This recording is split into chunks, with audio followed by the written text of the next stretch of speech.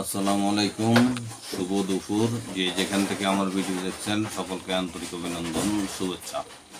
সমকালের একটি রিপোর্ট, নির্বাচনের প্রস্তুতিতে এনসিপি নেতারা। খবরে বলা হয়, শেখ হাসিনা পতন ঘটানো ছাত্র জনতার অভ্যুত্থানে নেতাদের রাজনৈতিক দল জাতীয় নাগরিক পার্টি এনসিপি নির্বাচনের প্রস্তুতি নিচ্ছে। গণপরিষদ গঠনের কথা বললেও দলের ৩৫ নেতা আসন গোছাচ্ছেন। এনসিপির প্রতি সহানুভূতি বাড়বে এমন আশায় ভোটের মাঠে বাধা হামলা ইতিবাচক হিসেবেই নিচ্ছেন তারা। গাড়ি বহন নিয়ে শোডাউনের মতো পুরনো ধাঁচের রাজনৈতিক সমালোচনা হলেও তারা তা গায়ে মাখছেন না। এনসিপি সূত্র জানিয়েছে দলটির কয়েক নেতা রাজনৈতিক পরিবারের হওয়ায় নির্বাচনী এলাকায় আগে থেকেই তাদের ভালো অবস্থান রয়েছে। ছাত্র জনতার অভ্যুত্থানের সামনের সারির নেতারা দেশ জুড়ে পরিচিতি পাওয়ার এলাকায় প্রভাব তৈরি হয়েছে। আবার অনেকে আগে থেকে নির্বাচনী এলাকায় সামাজিক সাংস্কৃতিক কাজে যুক্ত থাকায় কিছুটা পরিচিতি রয়েছে। এই তিন শ্রেণী ছাড়াও এনসিপির জেলা ও উপজেলার নেতৃত্বে আসতে চান এমন অনেকে নির্বাচনে আগ্রহী। ২৮ ফেব্রুয়ারি ২৭০ সদস্যের আহ্বায়ক কমিটি নিয়ে আত্মপ্রকাশ করে এনসিপি। কমিটির সবাই নির্বাচনে লড়বেন না। এনসিপির ভাবনা রয়েছে নির্বাচন ঘনিয়ে এলে স্থানীয় গণ্যমান্য ব্যক্তি ও বিভিন্ন দলের প্রভাবশালী জনপ্রিয় নেতাদের দলে ভিড়িয়ে প্রার্থী করা। সদস্য সচিব আক্তার হোসেন বলেন, অনেকে স্থানীয় পর্যায়ে গ্রহণযোগ্য সম্মানিত পেশিবাদ বিরোধী ভূমিকায় ছিলেন যেসব মানুষ তারা যুক্ত হবেন এনসিপিতে। সিনিয়র সিটিজেনরাও যুক্ত হবেন। অনেকেরই নিজ নিজ এলাকায় জনসমর্থন রয়েছে। এখনও সারা দেশে এনসিপি বিস্তৃত নয়। বিস্তৃত ঘটলে আরও অনেকে যুক্ত হবেন। বিচার ও সংস্কার শেষে তাদের সবাইকে নিয়ে নির্বাচনে ঝাঁপিয়ে পড়বে এনসিপি। অভ্যুত্থানের সামনের সারির নেতাদের কয়েকজন রাজধানী ঢাকায় নির্বাচন করবেন। এনসিপির আহ্বায়কের দায়িত্ব নিতে সরকারের উপদেষ্টা পদ ছেড়ে আসা নাহিদ ইসলাম ঢাকা ১১ রামপুরা বনশ্রী আসন নির্বাচন করতে পারেন। তিনি এই এলাকায় সময় দিচ্ছেন। সিনিয়র যুগ্ম মুখ্য সংগঠক আব্দুল হান্নান মাসুদ নোয়াখালী ৬ আসনের নির্বাচনের প্রস্তুতি নিচ্ছেন। তিনি হাতিয়া দ্বীপে ফেরিঘাট চালু, ভূমিহীনদের জমি বুঝিয়ে দেওয়া, নদী ভাঙন নিয়ে গ্রামে গ্রামে গণশুনানি কর্মসূচি করছেন। গত সোমবার তিনি হামলার শিকার হন। বিএনপি নেতাকর্মী মাসুদকেও মারধর করেন।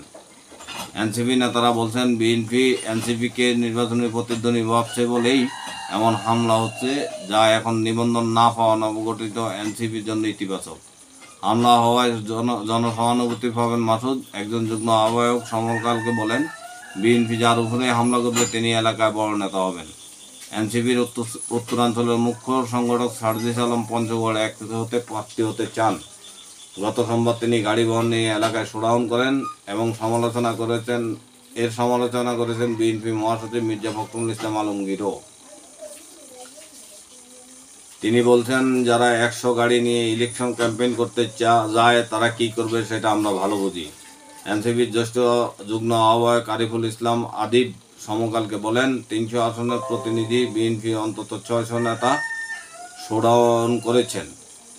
বিএনপি শোডাউনের রাজনীতি বন্ধ করুক, এনসিপিও শোডাউনের রাজনীতি চায় না। স্থানীয়রা এতদিন যেভাবে দেখেছেন প্রার্থী তাদের কাছে সেভাবে আসবেন বলে প্রত্যাশা করছেন। এনসিপি নেতারা কোথাও শক্তি দেখাতে যাননি, মানুষের কথা শুনছেন। রাজনীতিতে নতুন হিসেবে মানুষের কথা শুনে এনসিপির রাজনীতি।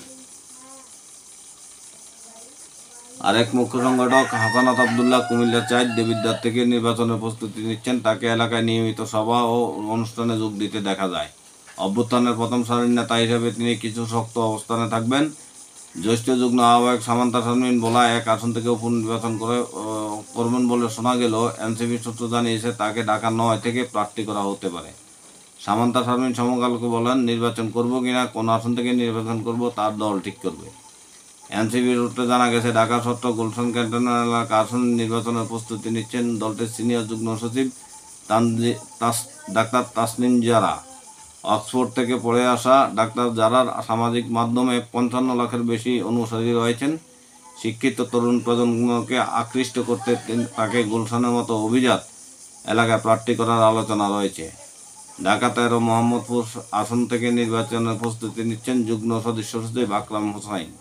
অন্তর্বর্তী সরকারের প্রধান উপদেষ্টা আসিফ মাহমুদ ভূঁইয়া সচিব পদত্যাগ করে রাজনীতিতে যোগ দিলে তিনি ঢাকা ১০ ধানমন্ডি, কলাবাগান, নিউ মার্কেট, হাজারীবাগ থেকে নির্বাচন করবেন।